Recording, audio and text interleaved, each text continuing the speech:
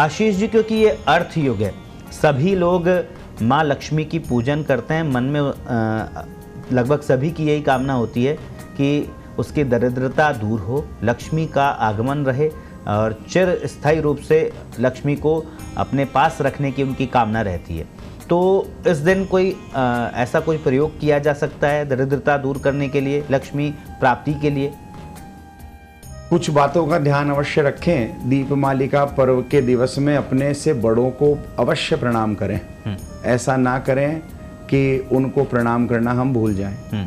हमारे शास्त्रों में वर्णन है, अभिवादनशीलस्य नित्य वृद्धोपसेवितम चत्वारि तस्य वर्धन्ते आयु कीर्ति यशो बलम। जी।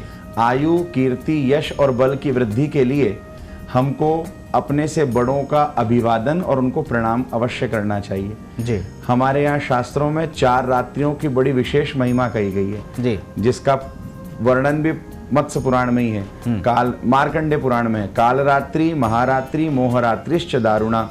तो कालरात्रि ये दीपावली का पर्व ही कहा जाता है, जिसे कालरात्रि कहते हैं। इस रात्रि में किया गया प्रयोग अत्यधिक फलदायी होता है।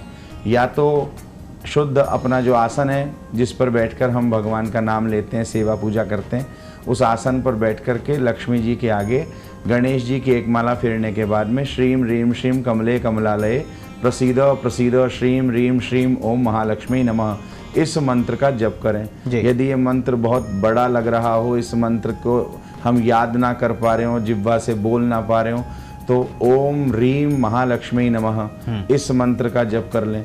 ये भी बहुत फलदायी है। और एक हमारे यहाँ पर रुद्र यामल में एक प्रयोग लिखा है, श्रीम ह्रीम श्रीम कमले कमलालये प्रसीद प्रसीद श्रीम ह्रीम श्रीम ओम महालक्ष्मी नमः, दुर्गे स्मृता हर्षि भीतिमशेष जंतो स्वस्थे स्मृता मतिमतीव शुभाम ददासी, दारिद्र दुख भयहारिणी कात्वदन्या सर्वोपकार करणाय सदार्थ चित्ता, श्रीम ह्रीम श्रीम कमले कमलालये प्रसीद प्रसीद श्रीम ह्रीम श्रीम ओम महालक्ष्मी नमः। ये मंत्र तो भले ही बड़ा है, लेकिन ये बड़ा सिद्ध मंत्र है। इसका प्रयोग दरिद्रता को दूर करने वाला है। गोपाल सहस्त्रनाम में जो पाठ क्रम कहा गया है उसमें एक मंत्र है, नंदादि गोकुल त्राता दाता दारिद्र भंजन सर्व मंगल दाता च सर्व काम प्रदायक।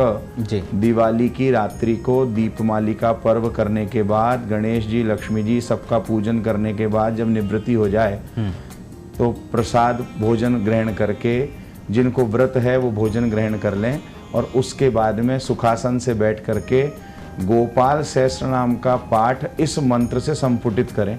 नंदादि गोकुल त्राता दाता दारिद्र भंजन सर्व मंगल दाता च सर्व काम प्रदायक। इस मंत्र का अर्थ ही ये है कि ये सभी कामनाओं की पूर्ति करने वाला, दरिद्रता को दूर करने वाला कहा गया है। इस मंत्र से संपुटित गोपाल सहस्रनाम के जितने पाठ हो सकें उतने करें।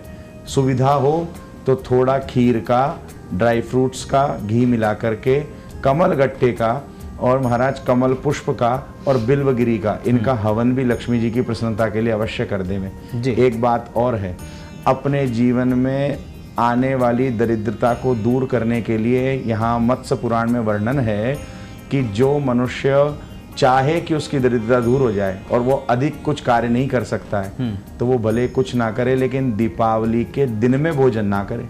एक छोटा सा प्रयोग है लेकिन बड़ा अचूक है। ये भी मत्स्य पुराण में वर्णन है कि दिन में भोजन करने वाले को भी दरिद्रता आ जाती है, इसलिए दीपावली के दिन में भोजन ना करे और रात्रि में दीपावली का पूजन करने के बाद, दीपमालिका पर्व करने के बाद ही भोजन ग्रहण करे, तो उसके लिए ज़्यादा फायदा होगा।